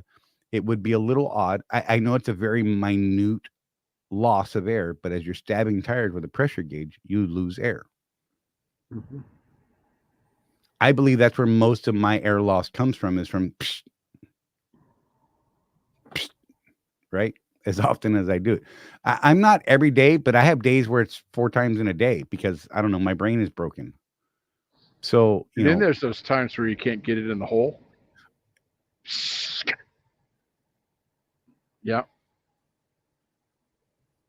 No. Charlie put himself in timeout. All right. Oh gosh, that was painful, man. But yeah, look, those times where you can't quite get it, can't quite seat it properly. Good job, man. Good job. So look, and if the valve stems, because they have to bend those valve stems to get the right access. I actually need to bend 2 of the valve stems that they put on my truck up there at that Love's, because they're not, the inside one is pointed too high to the top of the hole, so it is almost impossible to get a pressure gauge on there straight. So I need to get in there and just kind of tip it down a little bit so it's got a straighter shot. I know so many things I could go with right now. Just gonna throw it out there, and I'm being really good. Oops. And I deserve a cookie. Someone bring me a cookie. Trucker Tim says, "I knew rolling them increased pressure. Didn't know that sun had that much of an effect."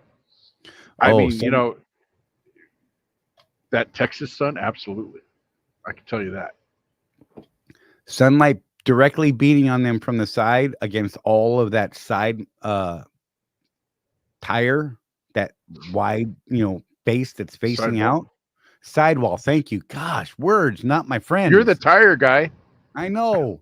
But the sidewall absorbs a ton of heat, and that heat expands the air in the tire because of the heat. And if you check it, you can see between 5 and 10 pounds of difference just from it sitting in the sun for a matter of minutes.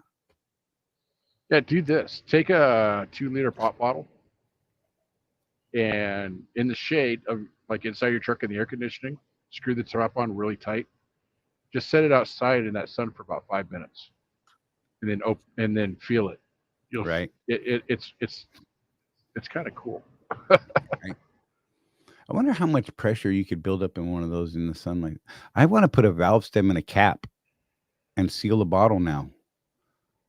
This is like Bill Nye Science Guy stuff, right? Yeah. And then check the pressure with a gauge. I think that's an interesting thing to do now. I don't know why, but I want to do this, and I need to Hey, you do should this do that thing. with your grandson, and you can turn that Right? in as a science project. Oh my gosh. So I see a science fair win in his future. For real. Oh, that's cool.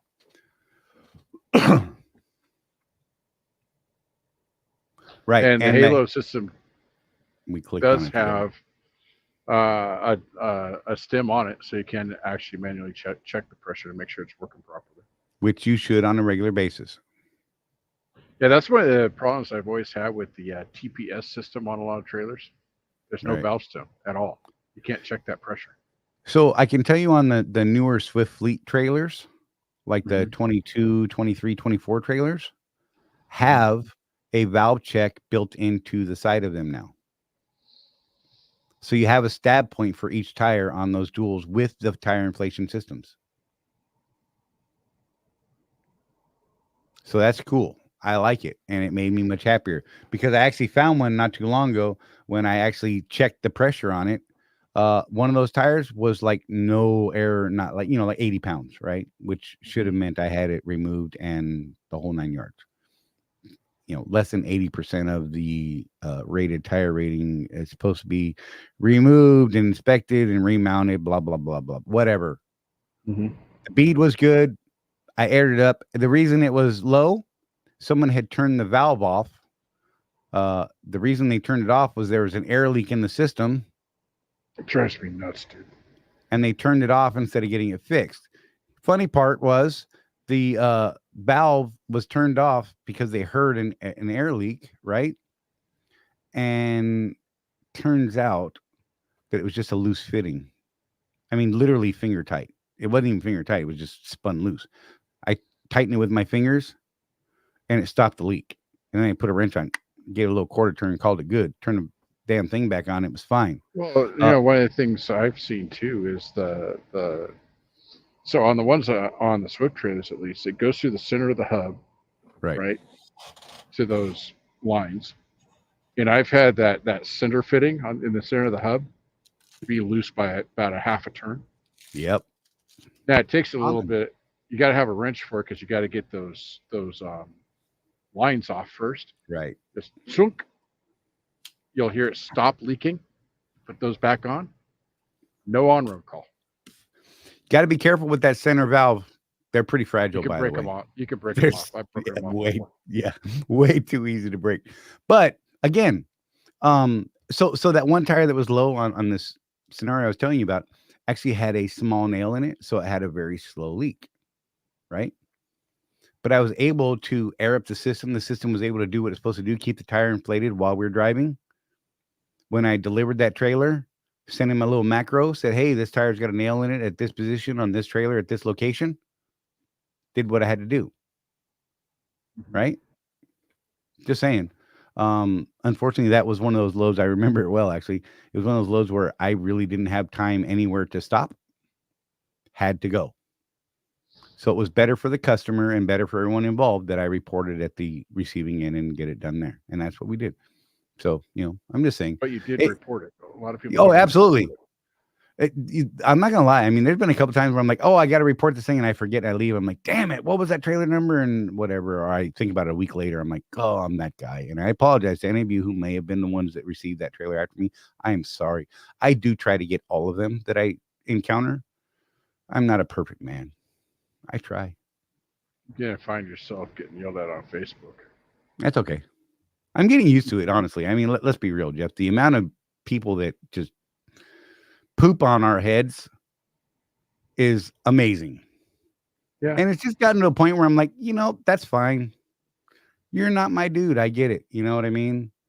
There are people who will listen to me. There are people who will not listen to me and listen to Jeff, even though we will say the same thing in the end. It's great. Yeah, we just say it differently. Look, Jeff will call me afterwards like, bro, you tried to tell this guy this thing. And he was like, you're an idiot.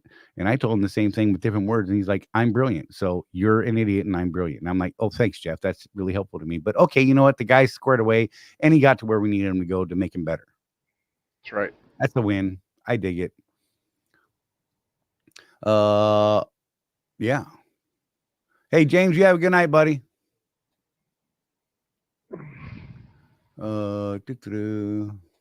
Timothy Ransom likes to take this is kind of cool. I never thought of doing this. Take a 20-ounce Coke bottle going through the Eisenhower Tunnel and watch the ball deflate going down. Yes. I never thought of doing that, man. I'm going to have to do that next time I'm over there. It is fun. Like, it is a good time because, I usually have Mountain Dew bottles, my Mountain Dew Zero bottles, right? And that was one of the things, you open it up at high altitude. Be careful opening it, okay? I'm just going to throw that there because if that thing was packed at a low, there's pressure built if you drove up to Eisenhower, okay? So here's what I recommend. Crack the bottle before you climb those big hills, right? So it can expand and deflate. Get to the top, seal that sucker tight at the top of the hill, and run all the way to the bottom and watch what that bottle does. It's pretty cool. It will crush a bottle, which is I've why done that. potato chips. I've done that going over the 58 in Oregon up through Oak Ridge. Oh, I've done yeah, that. yep. I've done it there. I didn't know that going through the tunnel would do that, though. There is quite a bit of pressure drop in the tunnel, but I still think it's not necessarily the tunnel itself that's causing it, but the drop in altitude from one end of the tunnel to the other. Mm-hmm. But it's impressive. I'm telling you, leave that sucker sealed. Leave about half the liquid in it. Open it at the top, seal it up real tight, and drive all the way to the bottom. Watch what that bottle does. It is crazy. But like I said, that's why they don't want us running potato chips up over that route, right? Mm-hmm. Because we go all the way up and they lose half their product on the climb. Yep. As we reach that 10, 11,000 foot range, they're like, you big dummy. And because all the potato chip bags popped inside the boxes. It's hilarious. I used to take potato chips from Chicago to Sacramento, and they didn't want us going up over the Rockies, so they would route us all the way down to the 10, over to the 5 and up, and pay us that entire mileage because they didn't want those chips going up over the Rockies. Oh yeah, it's a thing, and Lord help you if you go the Rockies, because you are now liable for that load, man. It's a thing. Oh, Eisenhower Tunnel's at 13,000 feet. There you go. Yeah, I couldn't remember. Look, it's been a while since I've been out there, and I very rarely ever run that route. I mean, very rarely run the 70 across that way. Yeah, it's a thing. I'll do it in the summertime. Hey, Dennis, good to see you, man. Dennis said, good evening, Charlie, Jeff, and hello, everyone. I'm a little late. It's all good. Nothing wrong with that. Oh, now they're gonna fight. We've got a fight going on now. The Tims, the battle of the Tims. Trucker Tim, Timothy Ransom. Let's go. Call me Tim. Ready, fight. Finish him. Finish him.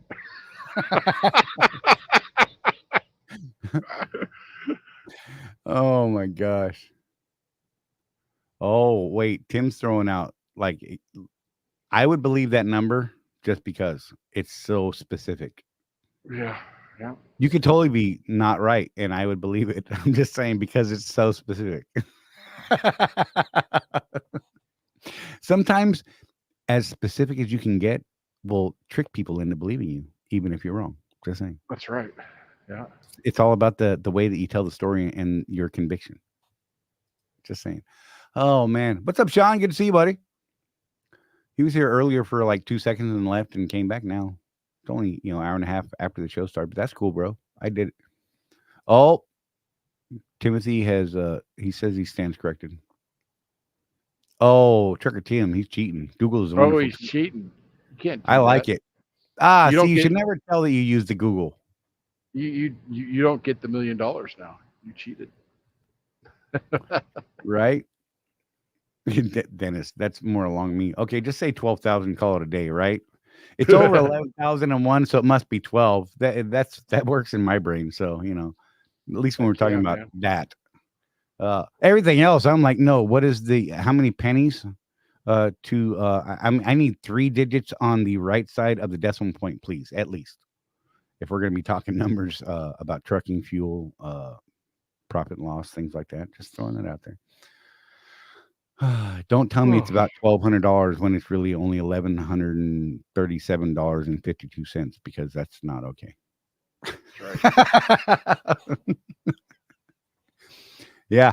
I want to get that Halo tire inflation system though. I was telling Jeff that I'm sold on that thing. Now it's just a matter of prioritizing the purchase for the things I got going on. I think that could be in the near future though, like very near, next couple months probably.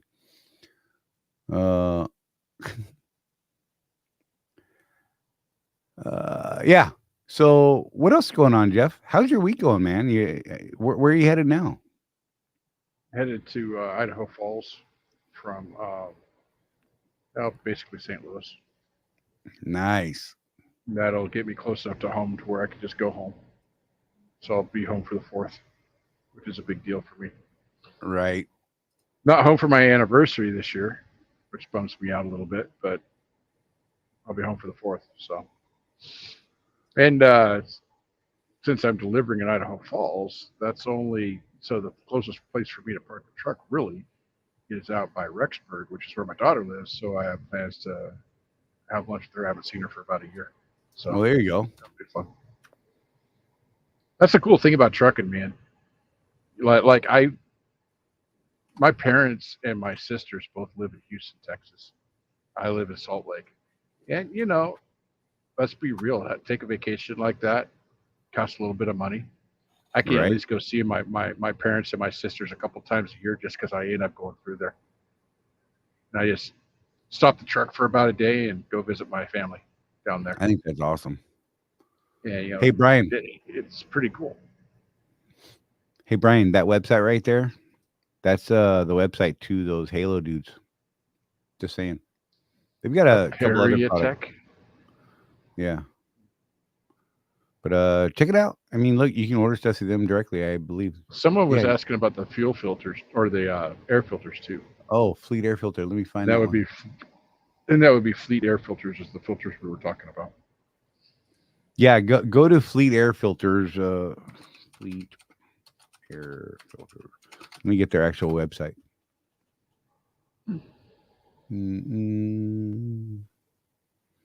Oh, it's fleet-airfilters.com. Let me just snatch that.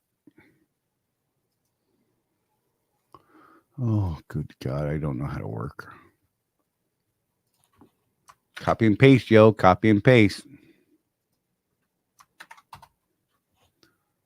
Go there. Make sure you know what the part number is for your air filter. Look it up there. And then what I would do, because that's actually what I did, is I went to the Pittsburgh Power site and ordered my Fleet Air Filter from them so that they got their commission off of the same price either way that I bought it at the time. I would definitely compare the prices, especially if one is cheaper than the other. It's the same product. So there's that. So I'm not saying spend more money than you have to. So life on 18 wheels, just fly home, Jeff. And you know what? In this operation, that might be what I end up doing, actually.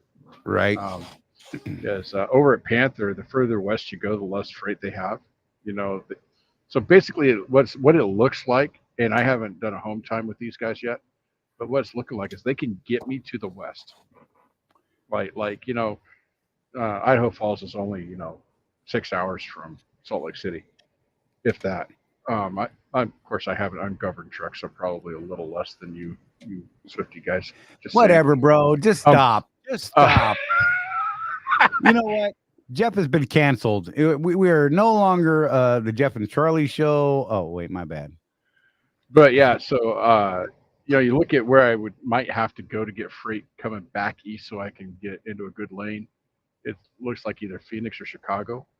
Right. And I was looking at airfares. And so because what I'm doing is affiliated with the Expediter guys, the ES guys, I can park my tractor in their yard down there in Mississippi and get a flight home from Memphis.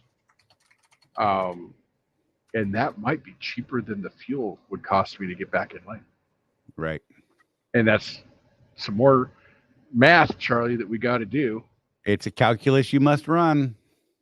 So to make a proper decision, run the numbers and see what they say and see how it averages out. Look, right. It may be that 1 month you fly home, the next month it's worth bobtailing.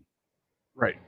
It just depends. Whatever, not bobtailing. And I've met guys before, mostly car haulers of all things, Charlie. They make their biggest money over there on the East Coast, but they live in like California. Right. And so they'll spend like a month and a half running the auctions over there. Right. And then they've made half their year's worth of pay for most truckers. So they just fly home right. for about a month, and then they go back over and work some more. Well, I've said it in the past when Rosie and I were running Temple, we'd go out there for 3 weeks at a time, and we literally would bobtail home, right? And then we started doing the math after a while, and there was flights that we could catch out of Dallas that were direct flights to Orlando that were like, $1. It seemed like, in comparison, versus the whole eating the bobs, because we could never get freight from Texas, which is weird, to Florida that didn't delay us by a day or 2 or 3, right? When we were ready to go home, we were leaving that day and we were home the next, right? I didn't want to have to worry about waiting till the next day to pick up a load. Then I got to sit on a load for 2 days or try and negotiate a T-call, what have you, and this and that, right? So it actually made more sense for our time, because I believe our time is valuable, and home time is probably my most valuable time, to be honest. It was worth it to me to just bobtail, and getting out was great because we could get a load out of Florida to Dallas like nothing. In fact, usually what we did was we would get like a coach load out of Jacksonville, which we no longer have, unfortunately, because too many people screwed up the timing on those. Anyhow, not bitter or anything, sweet loads that were like 7,000 pounds. Anyhow, but it would run from Jacksonville to Dallas, or we could pick up some other crap from, Florida to Dallas. And then we would bobtail down to Temple from there, and we'd work another 3 weeks and do our thing. But we were going to start flying because the airlines flights from Dallas to Orlando were, obscenely cheap. Mm-hmm. And then I actually came over and started doing Target instead. It was a thing. Yeah, the ungoverned truck thing, I guess it's nice. The only time I've actually opened it up was just to see what it could do. Right. I still do my 60 miles an hour. There was a day he's like, dude, I was trying to pass this guy and he sped up. So I hit the pedal. Yep. And I won. It's nice. It was something along those lines. Not the exact wording, but that's what I got out in my head from it. So yeah. Yeah, and yeah. I imagine going down the road in triple digits. No. I'm not going to disclose how fast I've gotten it because, right. I don't want to ruin a good thing, but yeah. Yeah. I can just see you with your head out the window. Woo! Being on the air horn as I pass the guy. Right. Yeah. Flipping them off. This ain't no Swift truck, guys. Look, Sean, we triggered him. See, you feel me. Yeah, but I don't do it all the time, and I'm not racing my boss. So. Right. Exactly. Yeah, so Charlie and I were talking. This truck appears maybe to be geared just slightly taller than what I'm used to. So it might be a 62, 65 mile per hour truck. I don't know. I'm going to have to do my 30-day testing on it. Because what I've noticed, Charlie, is that it's not getting up the hills quite as nicely as it should for its horsepower Right. at 60 miles an hour. Okay, that same thing you experienced when you first got yours. That you figured out you needed to bump it up from that 57 to the 60 so you could get the good rolling hill effect. Right. So I think this one's geared a little taller. And if that's the case, and we've said it, aerodynamics versus mechanical advantage. Aerodynamics versus mechanical advantage. Right. You just got to figure out where your truck likes to live. And it'll probably take me 2-3 months to figure out where this truck likes to live. But once I figure it out, that will be my cruising speed. Right. Look, there's nothing wrong with getting out there and stepping on the pedal every now and then when you have to, when it makes sense. Mm-hmm. Don't live with your foot on the pedal is what I'm saying, though, because that's just one. It makes you tired. I'm just saying. Yeah. But whatever. I'm just health, mechanical aware. So one of the differences is, and I'm trying not to be that guy. One of those guys that we all know used to be a Swift guy, and now he's all F Swift, Oh, not you. But there's some interesting things that are different. And those of you that have run dedicated accounts have experienced this. Like if you're hauling a Target or a Walmart trailer or whatever, doesn't have a big gold S on the side. I don't get told I'm number one. Right. People don't cut me off as much. It's weird. Every once in a while, people see this Arc Best trailer that I'm hauling, and they're passing me going, why is he going so slow? That's about all I get. That's hilarious to me right there all by itself. And that's another difference, now that I've been with this carrier for a little while, that's interesting, Charlie. And I told you, so I go from the straight truck to the tractor last week, and they send me down to Georgia, to Atlanta, from Knoxville to get an empty trailer because they only have like 2 yards, I guess. Right. But anyway, so I go down there, and I'm looking for a Panther trailer because I've got Panther on the side of my truck, right? And I've got a trailer number. They sent me for a specific trailer. That was cool. But it's an Arc Best trailer. And so I call Panther. I'm like, well, so I found the trailer number, but it's an Arc Best trailer. Is that okay? Because you know what we're used to, right? Mm-hmm. Oh, yeah, it's all the same company, man. Just grab it, do your pre-trip, let us know that it's okay, and we'll get you a load. Oh, okay. Like, whoa, crazy talk. So yeah, Arc Best owns Panther, kind of like Night Swift owns Swift and Night, but they don't care. Apparently, it's all one big happy family, I guess. Freight needs to move, and you need a trailer to move that freight, so you take that trailer that they assigned you, and that's the end of it. So I've had the same trailer for a whole week, all live loads and unloads. The only problems I've had with that, because I know a lot of people are like, oh, live loads and unloads. Right. So in the straight truck, my maximum time from arriving at a customer to leaving was generally about 30 minutes. But, that's a 40-foot straight truck. Right. So that makes sense. This is a 53-foot drive-in. The longest I've been in a customer was 4 hours, and that was because Panther sent me 2 hours early for the appointment, basically, and that just happens. And he was compensated for the time. Right, and here was what was kind of funny. So guy from Panther calls me at the 2-hour mark. They don't have the macro system like what a lot of people Hey, use. buddy. He literally is like, is this Jeff? I'm like, yeah. He's like, hey, buddy, how you doing? Like, literally, he said that. And I'm like, oh, all right. I'm still here. He's like, yeah, we were kind of wondering about that. Are they even loading you yet? What's going on? I'm like, well, this is what happened. I told him the story. He's like, oh, okay, well, we'll keep an eye on you. Just make sure you put on your proof of delivery what happened so we can get you paid. What? Right. It's just, so there's some differences. I was talking to some people about my experience, the people I'm in business with. I said, there's a couple of things that are kind of wonky.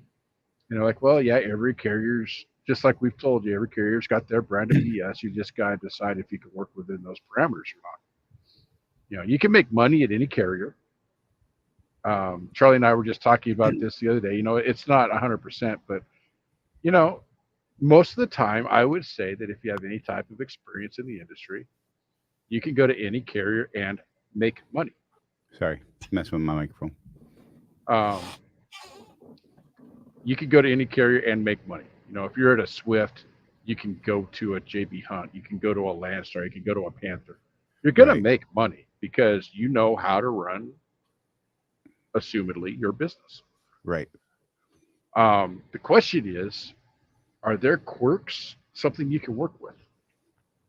Because we've all got quirks. And that's the real question.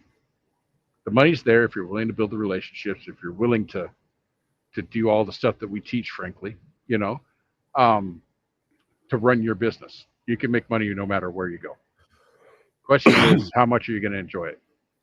You know, there's a reason why I was at Swift for 18 years. There's a reason why Charlie's still there. You won't hear me say anything other than tongue-in-cheek bad things about Swift. Right. Maybe the career shop. But that's another thing entirely. Whatever, that dude. Just saying. Yeah, he's on our list. We got a list. Look. I'm gonna spill something. Like, if you leave him a 1-star review, he's gonna call you like faster than you've ever been called before. Yeah, and he'll want to meet with you face to face, and he'll have all sorts of excuses on why his shop sucks, but he won't change a doggone thing. And he'll say things like, "Oh man, that was messed up, dude. Why would you do that?" I don't know, because your shop sucks. Sorry, I'm better. Yeah, I apologize, career people. He is not open to constructive criticism at all. Right. So I'm sorry, my bad. Yes, there is a reason why we would point that specific shop out this week. Just saying. Anyway, so it's been multiple things. Yeah, my experience there has not been positive over the years. Your mileage may vary. Right.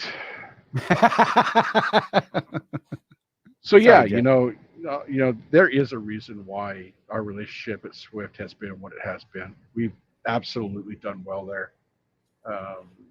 I decided to do a little experiment and throw caution to the wind and make a change.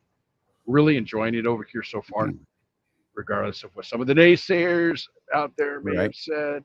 I'm doing pretty okay. Full disclosure, he took a little bit of a financial hit like you would going to any new carrier, though. You know, there's a learning curve, right? Brian just has done real well making his switch. I don't know if he could tell you what his initial dip off was, you know, trying to learn, and he's still learning to this day, you know, ways to work the system. Jeff had this experience where okay, I don't understand. He didn't realize he was leaving money on the table at his new carrier. Right. There's negotiation points here that I'm not used to. Right. So there's learning that goes on. So, I mean, you will typically see a drop in revenue right up front when making a transition. You also got to look at the downtime between one carrier to the next. So, I mean, there's a financial consideration here. But he took this hit knowing that there was going to be that hit. And the potential was pretty drastic. I mean, it really could have been catastrophic hits, right? Yeah, I would say that if I was to do it all over again, Charlie, the only thing I would have done differently was I probably would have ran a couple more weeks for Swift while I was still applying for Panther, because that took longer than I thought it was going to take. I thought it was going to be a week or two. It ended up taking a month. A little more in the coffers to make the transition and all that. Right. And so by the time I actually got over there, I was like, crap, I really need to make money at this point. And, you know, a month without running. Come on. It became a little more dire at that point. Yeah. And so then I went to not just to a different carrier, folks. I went from line haul dry van to straight truck expedited as a solo driver. As a solo. So the people I'm working with have told me that I kind of killed it, especially for not knowing what the heck I was doing in a straight truck solo expedited. I just tell you guys, if you guys are interested in straight truck type stuff, it is easier. It's more relaxed, sort of. I mean, you're on go, but you know, it's a smaller truck. So like you know those guys you see out there parked in the 4-wheeler areas in their straight trucks. I can do that in that straight truck. Easier to find parking. If you make a mistake on your routing, not as big of a deal as in a tractor trailer. Things like that. But absolutely, it is a team operation. You need to be a team to do that. Tractor trailer, Not so much. It pays a little more per mile. It's what I'm used to. Still expedited though. And expedited is a completely different business than what I've been doing for the last almost 2 decades. So there's still a learning curve. I'm learning. I'm kind of in a place right now to where I'm digging it because I'm having to learn. There's that little Right. bit of, oh, you better do a little better on this one, man. Right. Luckily for me, and I would recommend this for any of you that want to try and do something similar, find yourself a good fleet owner that is willing to teach you. You know, Rob, I had him on the show that first week I started working with him. His team, absolutely. Hey, so why'd you leave that $200 on the table? What $200? What are you talking about? Well, this is what you should have said when they offered you the loan. Right. Oh, okay. You know, Brian Jess was agreeing with you. He said that downtime making the changes as tough as they say it is. Life on 18 Wheels said that's a big lesson I recently learned. And then Brian said, came back with, as for making money, I've learned really fast. Go way high because they're going way low. I found 220 plus per mile fairly easy to find this week versus weeks 1 and 2. So yeah, I mean, you know, there's negotiation points. You need to learn those points, especially when you're doing something like Brian Jess is doing. He's out there actually working the load boards with a small carrier, if I recall everything right. So he's running load board freight and making those negotiations himself. So totally different beast than someone who's contracted to a major carrier or something along those lines. Jeff in yet another type of operation where, you know, there is some negotiation available, not total negotiation, but there are some things that he needs to start asking for, but he didn't even know he should be asking for it because he's been in a non-negotiating type carrier for so long. Yeah, at Panther, it's more along the lines of there's a lot of money that you can make here that they're not going to offer to you. So, for instance, if it's more than 8 hours between delivery and pickup, you need to ask for layover pay. They'll pay you the layover pay if you ask for it. Right. Once you get to learn the lanes, there's certain loads that you know, some of the tools we have will let me know how desperate they might be. Well, how much is in this load? Can you kick me down like a $200 bonus? Right. They might say no, but they could say yes. You know, things like that. Speaking of negotiating and putting on like the circus tent size big boy pants, Charlie. Right. I just wanted to put out there real quick a little plug for us. You know, we're going to be launching our subscription-based community here next month. It'll go live on August 1st. But one of the classes that we've asked of our coach, Josh Hall, he used to be a broker, a freight broker. Right. Yeah, he was a broker agent. And we've asked him to do a class for us on negotiating with brokers with the broker's perspective in mind, to understand, you know, things like, how can you tell if this guy's just trying to rip you off? Right. What negotiating points do you need to be looking at when you're talking to these guys? How do you talk to a broker to come up with that win-win? So he's agreed to do a class for our subscribers on that one. Probably, I would give him a little bit of time. He's a busy guy, but it'll be one of his monthly trainings. So that's the sort of thing that you can look forward to in that community as we build it out. Right. With that being said, Jeff, I think we're going to call this one a wrap, brother, unless you got something else pressing you really want to dive into right now. No, man. No, Sorry I'm for good. the mic yeah, so someone had said earlier that Swift, their executive video on YouTube was live during ours. Apparently it was. That's fine. I thought it was an hour before ours, and I thought I missed it, but it doesn't matter because you know what? I'm actually going to go watch that thing right now. It's the Q2 executive leadership update for drivers. So that's something I'm going to go pay attention to real quick. I'll let you guys know if there's anything that I think stands out for you Swift guys. Maybe there's some stuff in there for non-Swift guys because they do talk about a lot of industry stuff. Go. Say it. Hit the like button. Hit the button, Hit y'all. the thumbs up.